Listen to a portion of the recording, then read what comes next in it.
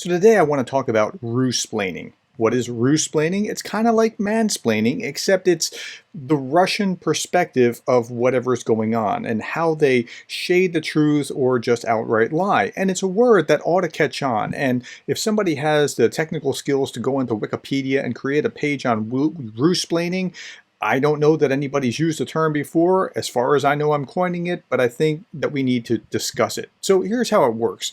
Let's roll back the clock just a few days. African leaders from a number of different countries were in Kyiv to visit with Zelensky before going to Moscow to visit with Putin.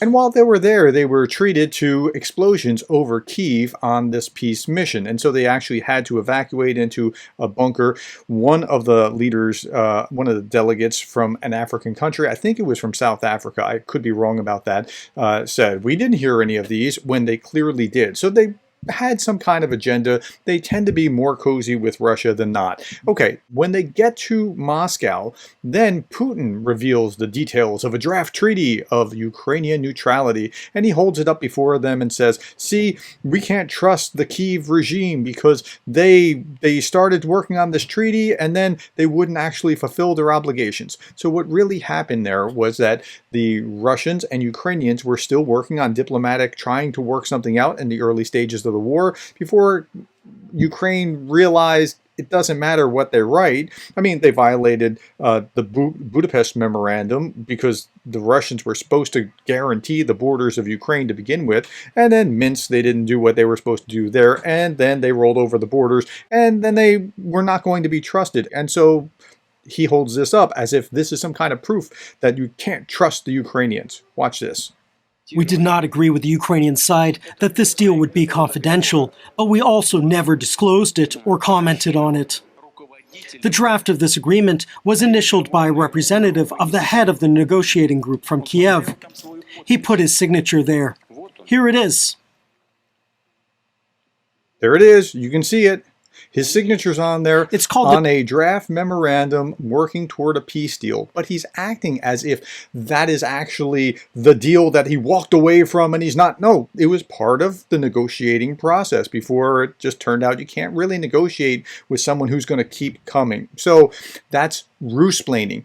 There's more Rusplaining. That is, that there were then Americans and other Westerners that were going to pick up the Russian narrative from RT and they were going to run with it. So here is Redacted. Dropped a bombshell, and all it took was him holding up a few documents. Well, these documents seem to show that Ukraine agreed to a peace deal over a year ago, but never held up their end of the bargain. Now, we've been reporting that— Oh, yeah, they did. What they were doing was negotiating the terms of a peace deal, and they never concluded because, well, all the things that I told you. But that didn't stop Redacted from making big hay of this. And then you see the same kind of thing. This is Richard Medhurst, peace deal treaty revealed. It's so earth-shaking. And then you see people like Jackson Hinkle at the dive. Putin wins Africa. Well, yes, they are very chummy with him. Or Putin leaks the truth, right? No, he showed them the beginnings of a peace deal that never got off the ground.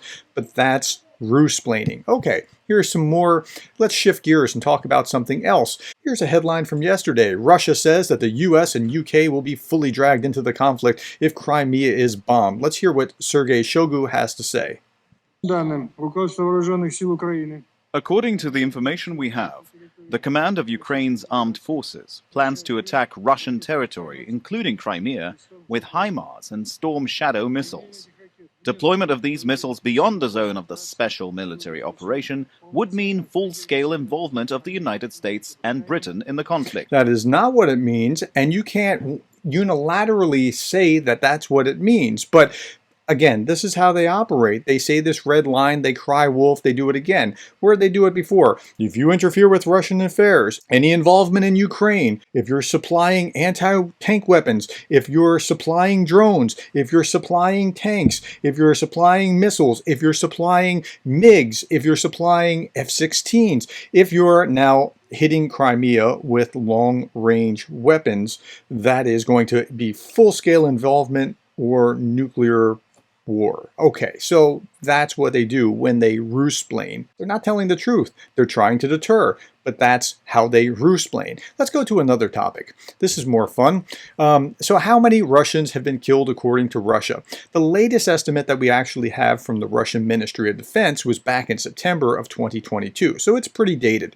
And they said at the time that there were 5,937 Russian soldiers who had been killed in combat. But they also said at the same time as they Rusplained, it is also claimed 61,207 Ukrainian soldiers had been killed and another 49,368 wounded by this point. So let's understand this. The Russians were claiming back in September that about 6,000 Russian soldiers had been killed and about 10 times that of Ukrainian soldiers had been killed.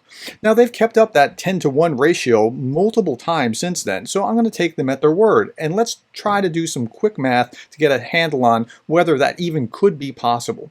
So here is Wikipedia listing all the different groups, and we're just going to look at Russian forces that have been killed. The U.S. says as of May 21st of 2023, so it's a little while back, but May 21st, 50,000 Russians killed, an estimate, and 180,000 wounded. Now that's a very, very conservative estimate. Here is the British estimate about a month later, or a little less than a month later, but it's still a much larger estimate, 63,000 killed and 231,000 wounded. So it's a little bit less conservative than the U.S. figure. The Ukrainians claim 215,000 killed. So if that's the case, let's just use the U.S. figure. Let's use the most conservative figure at 50,000 killed. And what the Russians have maintained was essentially a 10-to-1 ratio as they've Rusplained what's going on. So that would mean 500,000 Ukrainians have been killed.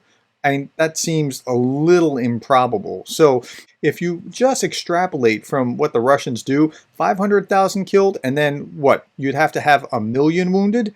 Is that what Russia's really claiming? Okay, that's Rusplaining.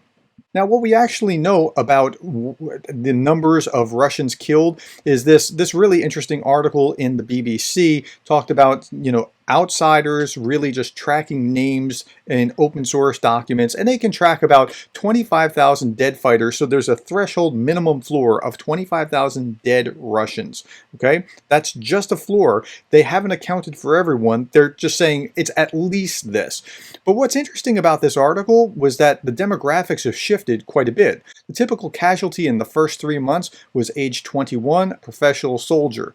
The typical casualty in the last 3 months was age 34 and a prisoner.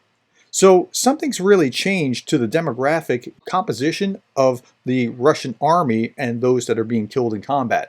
But I think this is a really interesting thing, and we know that there's at least 25,000 dead, and what we also know was that the Russians probably would have said by now, well, they might admit if they were going to update this 6 months later that there might be 10,000, but again, that's Rusplaining. One last issue with Rusplaining. Here was Zelensky. The headline in RT, that's Russia Today, says counteroffensive not going well, Zelensky. But is that what he said? What he really said, if you dig into the article, and they Rusplain by telling the truth, but hiding it behind a headline that wasn't really telling the truth. The article says that Ukrainian President Volodymyr Zelensky had admitted to the long-promised counteroffensive against Russian forces has not delivered the results that some Western observers expected. That's not the same thing as counteroffensive not going well. He also was quoted a little bit further, whatever some might want, including attempts to pressure us, with all due respect, we will advance on the battlefield the way that we deem best. Again, that is not the same as counteroffensive not going well. But you wouldn't know that if you just glanced at the headline in RT. And that's the point. That's what happens when Rusplaining occurs. I would urge you to share this video or share the term Rusplaining or use the term Rusplaining. Make it part of the lexicon. The only way that you're going to defeat these lies and half-truths is if they're identified as lies and half-truths. Thank you for your time. Thank you for the likes. Thank you for the subscribes and the shares. Please share this video with someone who needs to hear it. I'll be back tomorrow, and I hope you will be too. Thank you for caring about Ukraine.